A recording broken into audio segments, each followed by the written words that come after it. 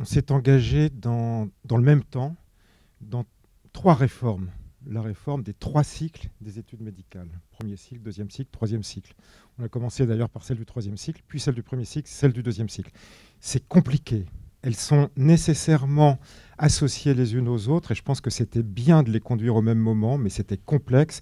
Et il faut reconnaître que la survenue de la crise sanitaire a tout compliqué et déstabilisé. Parce que, en particulier, et peut-être que c'est par celle-ci qu'il faut commencer, la réforme de l'entrée dans les études de santé est en réalité une réforme de l'entrée dans l'université, ce qui n'a pas été compris du tout.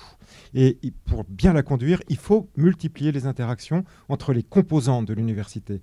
C'est une réforme qui engage non seulement les formateurs en santé, mais aussi les autres. Et on n'avait pas vraiment l'habitude de travailler les uns avec les autres.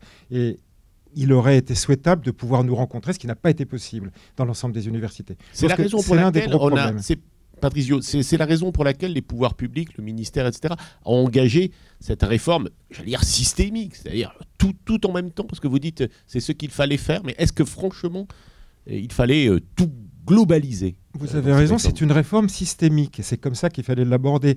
Changer les modalités d'entrée dans les études de santé, c'est essayer de diversifier le profil des futurs médecins. C'est-à-dire ouvrir à des jeunes qui ne soient pas forcément des bacs S mention très bien pour faire simple. Mais ce faisant, il fallait aussi transformer la pédagogie du deuxième et du troisième cycle et évoluer vers une pédagogie de la compétence et sortir de cette espèce d'accumulation infernale.